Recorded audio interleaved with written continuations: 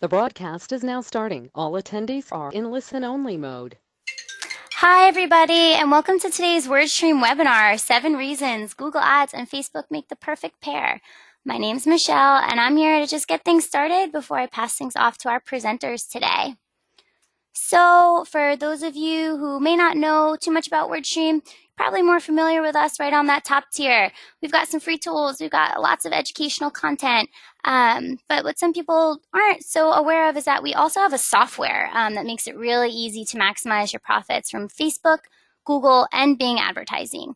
And so there on the bottom, you see how we can help you. We do lots of great things for all of our customers. So following the webinar, if you're interested in learning a little bit more, definitely check us out online. And one more pitch from us, make sure you stay connected with us if you like what you hear on the webinar. We've got all these awesome handles, always producing lots of fun content and letting you guys kind of see what it's like to be here on the Stream team. So make sure you check those out after the webinar as well. And one last logistics slide before we get started today. We will be recording the webinar. This is huge. This is actually our highest registration we've ever had here at WordStream for a webinar. Super, super pumped. We know it's going to be absolutely awesome. But anything happens with audio or you have to jump off for whatever reason, don't panic. We will be sending everybody the recording as well as the slide deck within 48 hours or so from today's live date. So check your inbox for that. And then lastly, submit your questions right there in the GoTo webinar little platform. We've got Gordon and Christina here today. They're going to give you lots of fun tips. But if you have anything in addition you're confused on or want to hear it repeated, make sure you hit us in that questions. And we'll make sure to save time for that at the end. Okay. And without further ado, I will pass things off now to one of my absolute favorites here at WordStream, my friend Gordon, and he and Christina will take it from here. Cool. Thank you, Michelle. So my name is Gordon, and myself and my co-presenter Christina are very excited to be talking to you all today about our 7 reasons Google Ads and Facebook Ads make the perfect pair. Every advertiser has their favorite channel. Certainly a lot of the advertisers that we talk to, I think, usually rely a little more heavily on either Google or Facebook to meet their objectives. But in the spirit of Valentine's Day, we are here to help you, or to tell you that when you bring these two powerful platforms together in holy advertising matrimony, you're really giving yourself the best chance to create a sustainable funnel and drive revenue for your business. But before we hop in there, let's do some intros. So again, my name is Gordon, and at WordStream, I am primarily an SEO and content marketer, which means I focus mostly on top of funnel strategies, but I do have quite a bit of experience with programmatic ads, so I'm excited to share that knowledge with you all today. And finally, I'm a Facebook data enthusiast. I love Facebook strategies and tactics, but I think they work best when augmented by real numbers. So in that spirit, I have some really great Facebook data that we recently pulled here at WordStream to share with you all today. But enough about me. I'll pass things off to Christina so she can give an intro. All right. Hey, everyone. As Gordon mentioned, my name is Christina Simonson. I'm a marketing specialist here in our lead acquisition team. This means that I manage our very own in-house paid channels and our on-site lead capture strategy. In today's webinar, I'll be representing Google while sharing tons of examples of how we pair Google and Facebook in our very own account strategies. So, Gordon, let's kick it off. Cool. So the first thing we want to talk about here is reach and brand awareness. And on the social side of things, Facebook makes this super easy with the reach and brand awareness campaign types, which you're selecting when you first go to create a new campaign and Facebook asks you to choose your objective. And the awesome thing about these campaign types is that they allow you to use what's known as CPM, or cost per thousand impressions bidding, which essentially means that you, the advertiser, are paying for every 1,000 views of your ad rather than on a per-click basis. And this is so valuable because it really allows you to maximize the exposure your ads are getting on Facebook, and maximizing the exposure of your ads means maximizing the exposure of your brand. So you're going to see the option for CPM bidding at the ad set level when you go to connect your business page and set your budget and bids. You can see the 2 fields I highlighted here. When you select the reach campaign type, Facebook gives you the option to choose between optimizing for reach or impressions.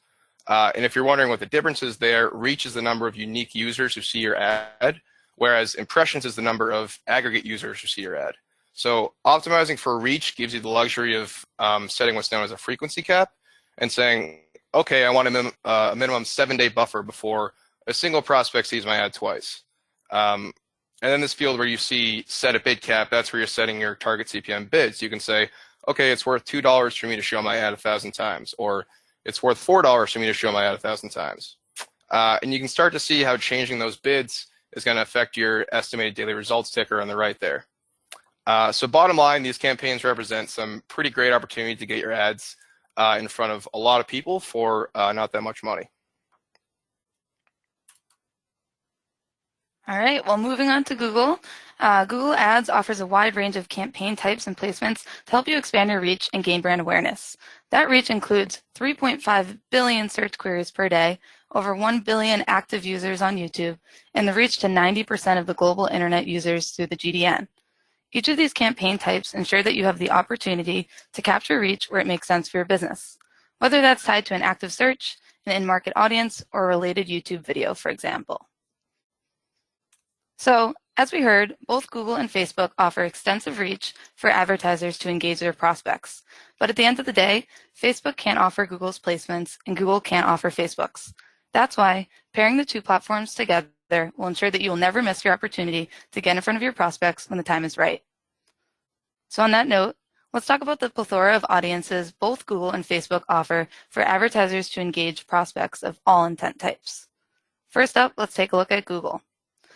Over the years, Google has come a long way from limiting advertisers to audience targeting on the GDN based on contextual relation. Now, advertisers have access to a variety of options to build out more qualified audiences for their Google Ads campaigns. These include audiences such as affinity, in-market, and custom intent. And by pairing the reach of Google's networks with relevant audiences, advertisers now have the ability to take their Google Ads strategy to the next level. This includes enabling advertisers to manage their bid strategies in accordance to audience value and performance, personalizing your creative and message to the right audience, gaining valuable insights, and most importantly, the opportunity to pair these optimizations to drive success for your business at a lower cost.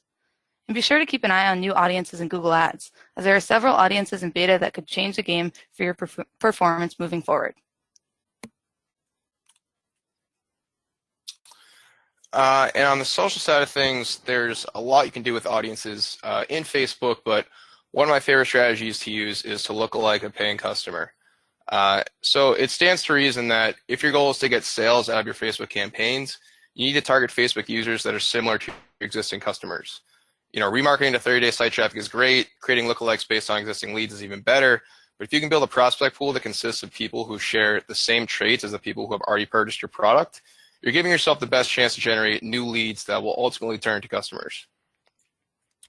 So the classic example I like to use is, you know, say you have these 3 seed audiences. You have 60-day traffic to your product page, you have past webinar registrants, and you have an existing customer list.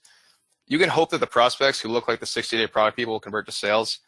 You can't expect them to because they're derived from an audience of people who have browsed your website, not bought your product or service.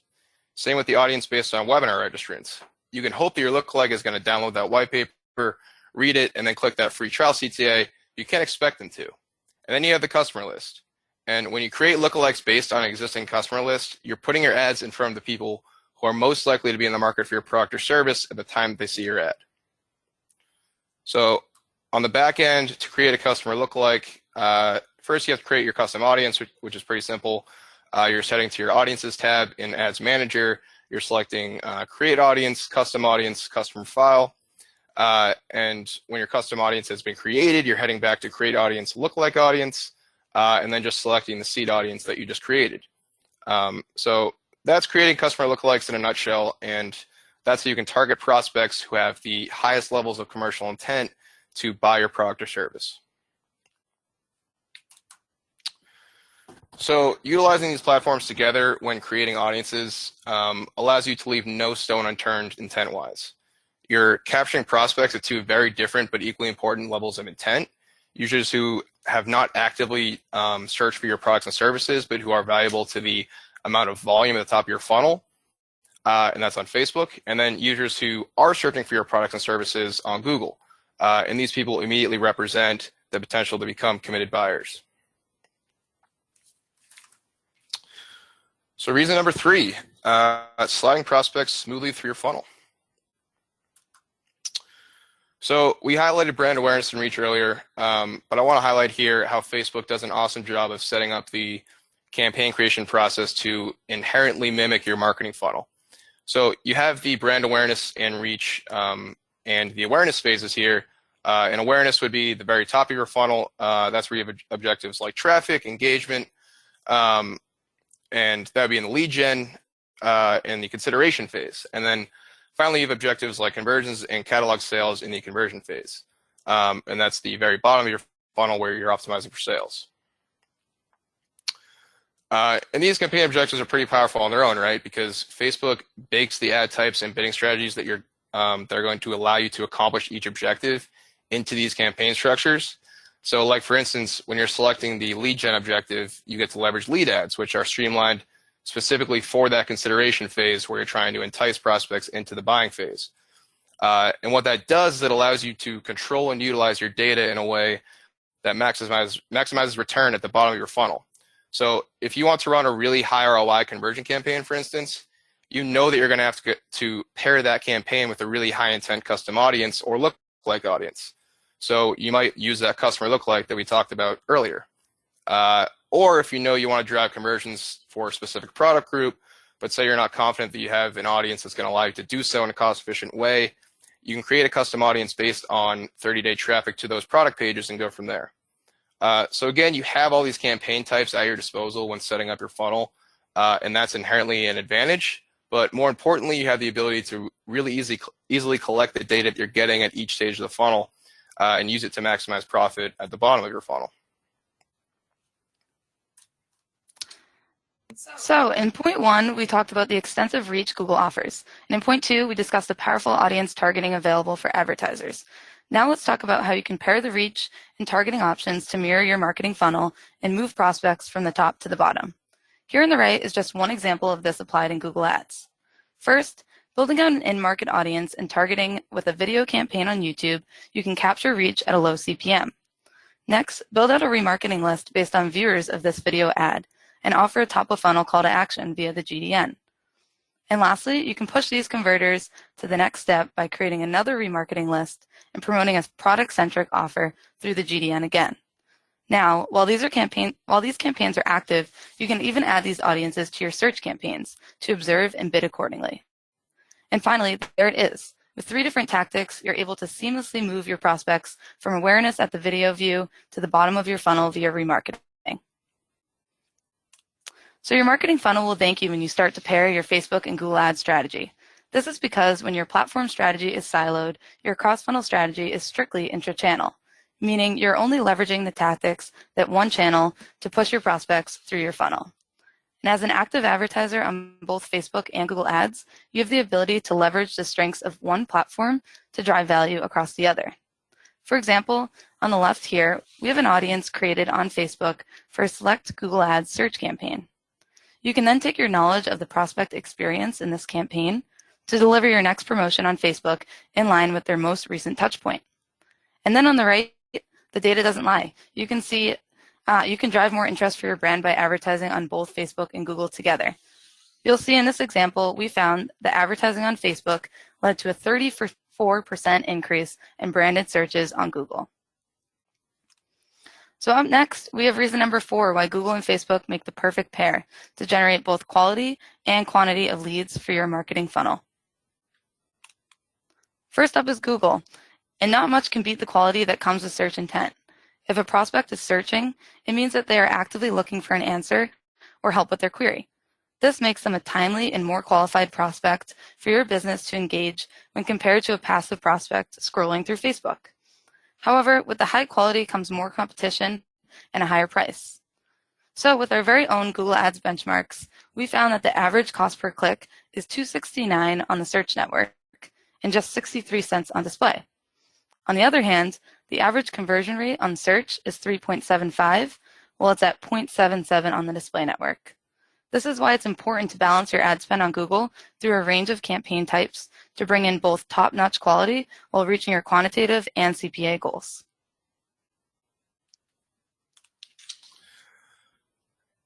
So there are two primary means by which you can generate leads on Facebook. You have lead generation campaigns and conversion campaigns. And lead gen campaigns, as we mentioned, use lead ads, so prospects don't have to leave the Facebook app to submit their info. Conversion campaigns, like standard traffic campaigns, you're sending prospects to landing pages. So you would think intuitively that conversion campaigns would yield more quality leads, while lead gen campaigns would yield a higher volume of leads. And at WordStream, we wanted to test that. So we ran a little data experiment testing these two campaign types. And we found that in all of our client accounts, clients using lead gen campaigns converted leads at a higher clip than those using conversion campaigns. And the numbers there were 12.54% to 10.47%. Truly get the numbers of lead quality, though, in terms of the ability of a lead to convert to a sale, we had to look in our in-house account here at WordStream, because there's not only a ton of data there, but we could look in our CRM to see how often leads from each campaign type were converting to sales. And what we found in our own account was that, again, lead gen campaigns converted to leads at a higher rate, this time at an 11.7% higher rate. But when we took into account what our business defines as a qualified lead, conversion campaigns actually performed better. They had a 5.7% higher conversion rate to a qualified lead and a 1.4% higher conversion rate to a demo. And a demo is when a lead ultimately requests a call from our sales team to demo our software. So the takeaway here is that lead gen campaigns seem to be more effective across the board at converting clicks to leads, but conversion campaigns take the cake when it comes to generating quality leads that are going to convert to sales. So depending on your objective as an advertiser, you have the ability to choose either of these campaign types within Facebook to get the kinds of leads that you want. So together, we want to apologize if we offended anyone with the awesome meme here, but it was so good we could not include it. Basically, you have the ability with each of these platforms to be seriously discerning with the kinds of leads that you're bringing in. Facebook generally has the higher conversion rates, but again, if you're looking more for quality, you can hedge against that by using conversion campaigns or by using the higher intent that you're getting on Google to really maximize your ad spend. So reason number 5, aligning your brand. Facebook and Instagram are perfect places to showcase the most visually impressive sides of your brand. So what do I mean by that? Videos and GIFs. Not only are videos and GIFs super effective in newsfeed, but these platforms also give you the ability to leverage story ads. And story ads allow you to reach prospects in the format in which they are probably most comfortable consuming content, right? Like full screen, vertical, and on their mobile devices. Generally speaking, animated creative is a must when you're trying to build that brand stickiness on Facebook. And I highlighted some instances here where in our own Facebook account, we're using animated creative to do just that. And I can tell you firsthand, and Christina can attest to this, that every time our in-house acquisition team meets with the people at Facebook, this is the #1 tip that they give us. And we've implemented these assets over the past 6 or so months and seen improvements across the board. So much so that we rarely ever opt for static creative now when we're creating these new Facebook ads. And what you're basically doing here is you're giving your ads that thumb-stopping power that everyone likes to talk about. You're differentiating yourself from the rest of the static elements in your prospects' newsfeed or in their stories. So I think Facebook is the perfect place to sort of set the tone with these compelling visual assets that you can then call back to with consistent messaging in your search ads. All right, so as Gordon mentioned, brand alignment can make or break your prospect's experience. If you're reaching your prospects across the Google networks with inconsistent messaging, creative, or brand value, you can risk driving confusion and losing trust with the prospect. Instead, you should use Google's vast reach as an opportunity to impress and delight your prospects by delivering a consistent message and image that sticks to your brand guidelines. Here's just a quick example of one of our very own campaigns where we employed a cross-campaign theme across search, display, and YouTube. Now to look at the big picture, which can be best explained with an example. Let's take Slack's recent rebrand. In their press release referring to their various logos, Slack admitted, they were all pretty good, but not at all cohesive. And the important thing about being a brand is that whenever people see you in the wild, they should recognize that it's you. And instead, people saw this, referring to the image in the bottom left. This statement is just as true when it comes to your ads. You should be delivering an experience that clearly communicates your business value with a consistent tone and message, so that your prospect understands why they should carry out the call to action you're promoting. And when you perfect your brand alignment across more than one channel, prospects will not only gain trust in your brand, but they'll be impressed with your consistency and be excited to work with a high caliber brand. Now on to reason 6, which happens to be one of my personal favorite points: continuously adapting your strategy based on performance insights. When it comes to Google Ads, there are endless possibilities for advertisers to run tests. And take the guesswork out, you can use campaign experiments or ad variations to easily set up and track your tests until significance. In our account, we rely on campaign experiments to prove out account changes that hold the greatest risk, for example, bid strategy. Then we can take the results of this experiment to consider our bid strategies across our account and understand which campaigns would benefit from the same results. As I mentioned, I'm also a fan of Google's ad variation feature, which allows advertisers to create iterations and test at scale across their account. And similar to campaign experiments, advertisers can easily track these ad variations and learn from their winning variables.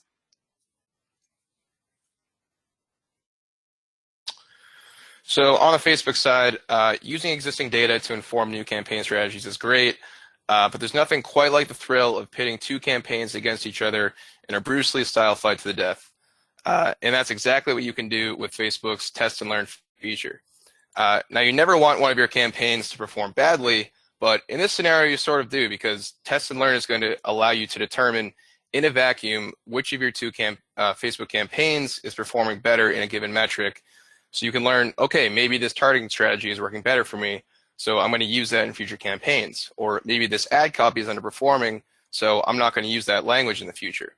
And it works by asking you super intuitive questions. So as you can see here in the bottom left, which campaigns drive the lowest cost? How will using one budget over another impact performance? Which campaign is having a bigger impact on brand perception? These are the types of tests you can run with this tool, and it's going to allow you as the advertiser to iterate ever so slightly across campaigns to see firsthand which changes have the biggest impact on results. So both these platforms have some pretty powerful split testing capabilities. That's a mouthful. And whether you're testing an aspect of your ad creative or one of these higher risk strategies like bidding, you can use these tools to glean valuable insights from your campaigns and apply them across channels.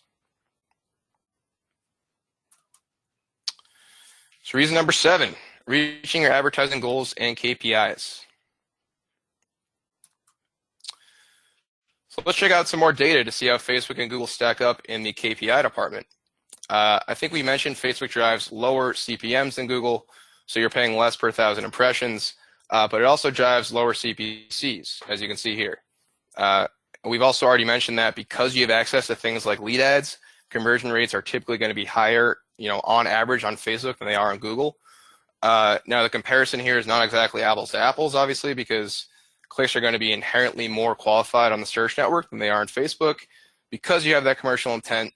So advertisers are going to be more willing to pay a premium for those clicks. But depending on your objective, Facebook is really the perfect place to focus on driving inexpensive clicks, whether that's purely for traffic or whether you're trying to build audiences for your other channels.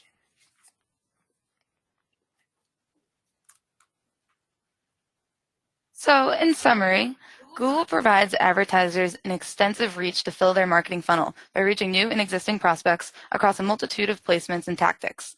But it doesn't end there. Advertisers can't let their Google ads run on autopilot and continue to reach their advertising goals. There are endless opportunities for account managers to optimize their account and improve their KPIs, whether that's working towards a better quality score, to testing new ad copy, or incorporating new audiences. There's always something you can get done in your account to move the needle on Google Ads. After this webinar, be sure to take a look at our own Google Ads Grader, where you'll learn how your performance compares to those in your industry and gain actionable insights for you to start optimizing today. So together, Gordon and I continue to say it and we won't stop. Facebook and Google are the match made in heaven for advertisers. When you're stuck in a siloed channel strategy, your marketing funnel is likely to feel like Ross here on the left when him and Rachel are on a break. On the other hand, when you use the two together, your marketing funnel and sales team will be just as happy as Ross and Rachel when they're together at last. And for a bonus, you know what's even better? Advertisers that use WordStream Advisor to manage their Google, Facebook, and Bing campaigns together convert 30% more leads for their business. And if you'd like to streamline your business growth like our customers, be sure to request a demo after this webinar. So I know we've thrown a lot of information at you today, so let's quickly recap what happens when you marry Facebook and Google. First, you'll be maximizing your reach and gaining brand awareness. You'll be able to leverage audiences and engage all intent types. You'll be sliding prospects through your funnel while generating leads in both quantity and quality. You'll be maintaining brand alignment, adapting your strategy with insights, and overall reaching your advertising goals and meeting those KPIs.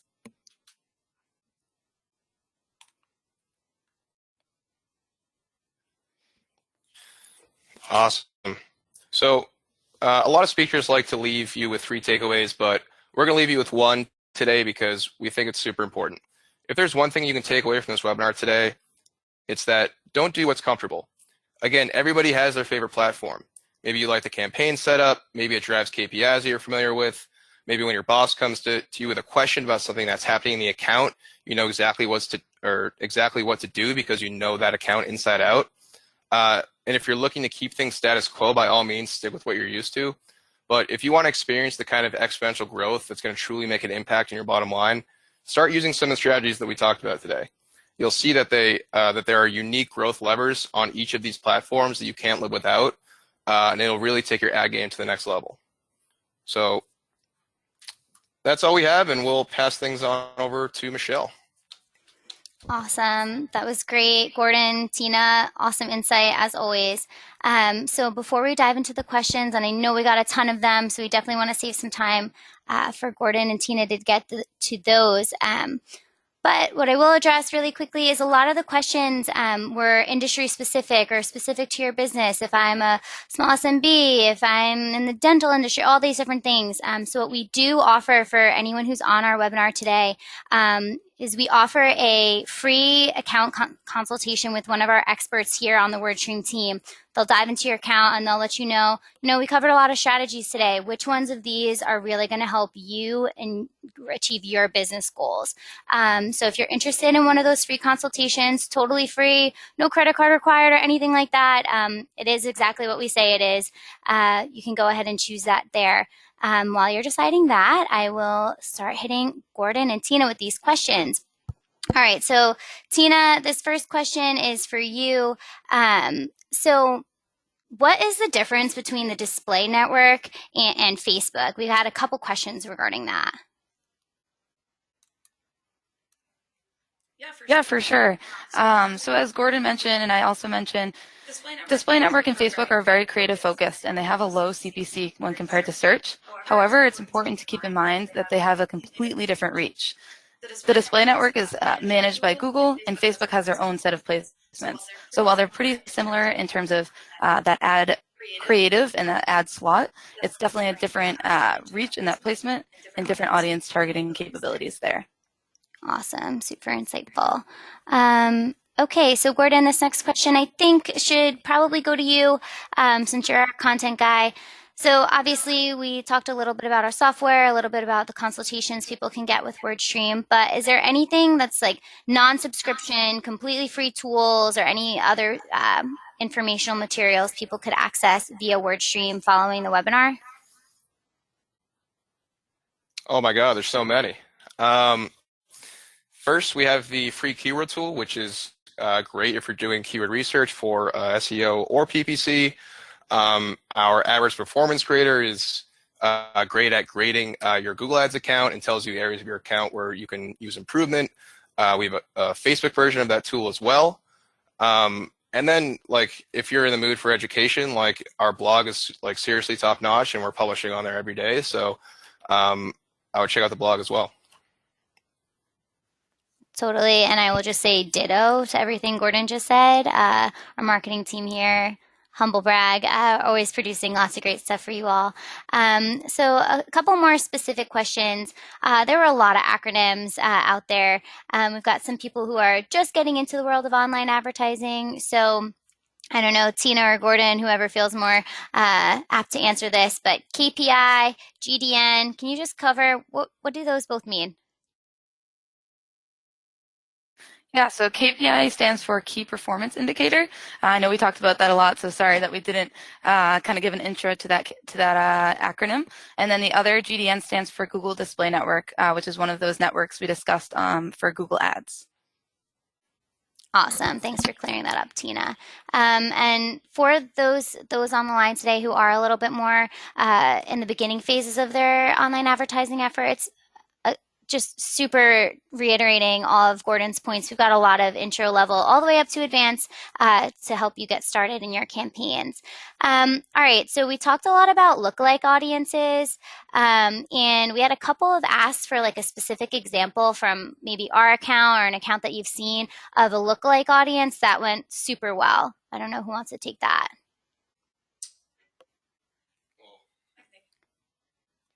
Go ahead, Christina. Yeah, for sure. So one example could be even promoting this webinar. So some of you may have registered through our Facebook ads, which is awesome. One example for a targeting method we did was we actually took past webinar registrants. We put that into Facebook and we created a lookalike, and that basically tells Facebook, hey, these are people that were interested in a past webinar. Let's find people that look similar to them to promote our next one. So that would be something that we were just employing in our own Facebook ads account. Awesome. And clearly it works because this was our, like I said at the beginning, our highest registration ever. So kudos to Tina on that strategy. All right, another question regarding lookalike audiences. Is location a factor? So if someone has a storefront and, they obviously want to use Facebook to target some ideal customers, but, they want to make sure they can get to the store, does that come into play with lookalike audiences at all? Yeah, you can absolutely layer location targeting on top of your lookalike audience. So, what you do there, you create a lookalike audience based off your custom audience, and then when you go into the UI and create your lookalike audience, it's going to give you an option to, first you create your seed audience. So depending on how relevant you want to get to your seed audience, and then you're just layering your location targeting on there. So if you have a storefront, in the Back Bay of Boston, you only want to target that area, you can go ahead and layer that on top of your lookalike audience. Okay, great. So we've got another question here, kind of specific, and it's another acronym. So maybe you can explain what the acronym stands for as well. We had a lot of questions about CTR, and does it really matter? Is that something people should be looking at? I kind of think I know the answer here, but I'm going to let one of our experts answer. So who wants to talk a little bit about CTRs? All right, Christina, I'll pass it to you. All right, so CTR stands for click-through rate, and it absolutely matters to your performance both on Facebook and Google. Especially on Google, if you think about quality score, expected click-through rate is one of those factors that weighs into your quality score. So super important to pay attention to your click-through rate and constantly think of ways to try to improve that and then drive better performance. On Facebook, too, your click-through rate is going to depend and drive that ad delivery. So if there's an ad that maybe has a lower click-through rate, you're likely to see that one deliver less, and you're going to want to pause that out. So a better click-through rate means that you're getting people to click on your ad at a better rate. And the next step from there is just making sure that you're then converting those into your funnel. Okay, awesome.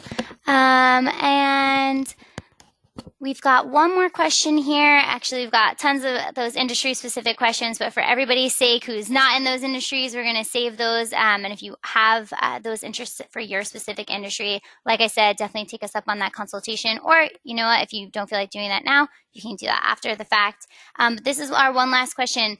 So a lot of our examples came from our personal business for SMBs, people selling things, different things like that.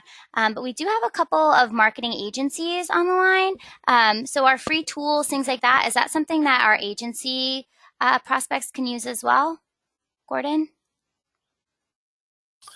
Yeah, it's super useful for advertisers as well as agencies, um, especially the performance grader. If you have a PPC account that you're handling for multiple clients and you want to improve your ROI on those accounts, like it's super easy to start using our tool, because the monthly payment that you're paying for the tool is like ultimately going to pay off in profit in the long run. That's like what we've seen. So if it's a matter of like getting your superior to like approve use of the software, or like or of our tools, like I think it's super useful. So I can't recommend it enough.